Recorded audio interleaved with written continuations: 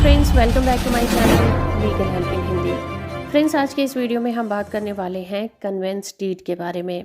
Convince deed के बारे में आपने अक्सर सुना होगा। प्रॉपर्टी को बेचने और ख़रीदने से रिलेटेड एक बहुत ही ज़्यादा अहम डॉक्यूमेंट माना जाता है, जिसे हम कन्वेंस डीड के नाम से जानते हैं। और इस डॉक्यूमेंट के बिना प्रॉपर्टी ट्रांसफ़र का प्रोसेस अधूरा रह जाता है।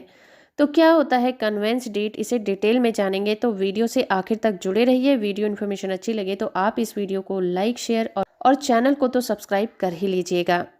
तो सबसे पहले आगे बढ़ने से पहले हम समझ लेते हैं डीड क्या होती है।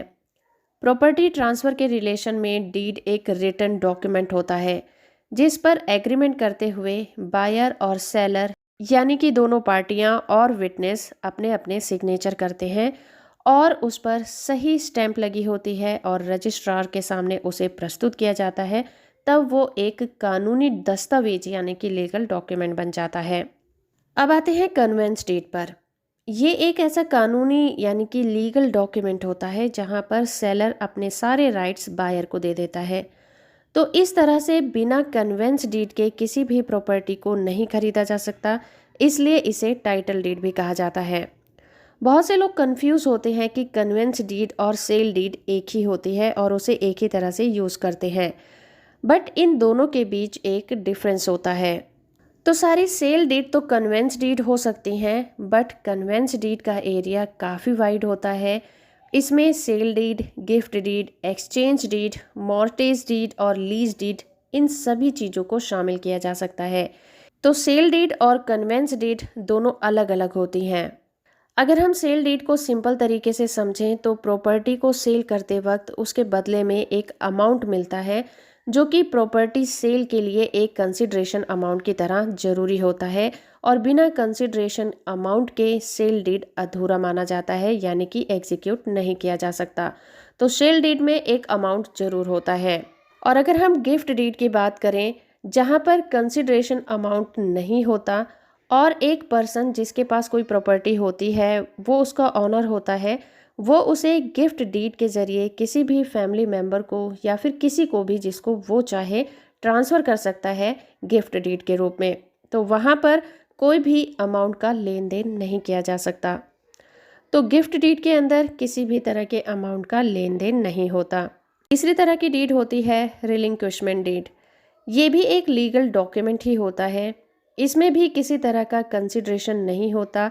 ये डॉक्यूमेंट तब बनाया जाता है जब किसी जॉइंट फैमिली में कई हिस्सेदार होते हैं और उसमें अपना हिस्सा अगर कोई इस्तेमाल नहीं करना चाहता, वो अपने भाइयों के नाम या किसी और फैमिली मेम्बर के नाम अपना जो हिस्सा है वो छोड़ना चाहता है, तो उस कंडीशन में रिलिंक्विशमेंट डीड बनाई जाती है। तो इन सभी तरह के डॉक्यूमेंट को कन्वेंस डीड में शामिल किया जा सकता है। तो कन्वेंस डीड में क्या क्या लिखा होता है? कन्वेंस डीड में प्रॉपर्टी का जो मेजरमेंट होता है वो लिखा होता है। प्रॉपर्टी से जुड़े सारे राइट लिखे होते हैं, जो भी राइट उन्हें इस्तेमाल करने के लिए दिए जाएंगे। टाइटल की पूरी सीरीज़ होती है, यानी कि प्रॉपर्टी कब से कब तक किसके पास रही है उसका सारा ब्यौरा होता है। पावर ऑफ अटर्नी होती है, प्रॉपर्टी के ऑनरशिप मेमो होते हैं और दोनों पार्टीज़ के उस पर सिग्नेचर होते हैं और प्रॉपर्टी ट्रांसफ़र का पूरा प्रोसेस होता है। और अगर हम कन्वेंस डीड में डॉक्यूमेंट्स लगने की बात करें तो इसमें सेल डीड होती है, यानी कि बिक्री समझौता होता है। म्यूटेशन एंट्रीज होती हैं। इसके अलावा अर्बन लैंड सीलिंग एक्ट 1976 के तहत एक सर्टिफिकेट इशू कराना होता है। रजिस्ट्रेशन का प्रूफ होता है। स्टैम्प ड्यूटी का प्रूफ होता है।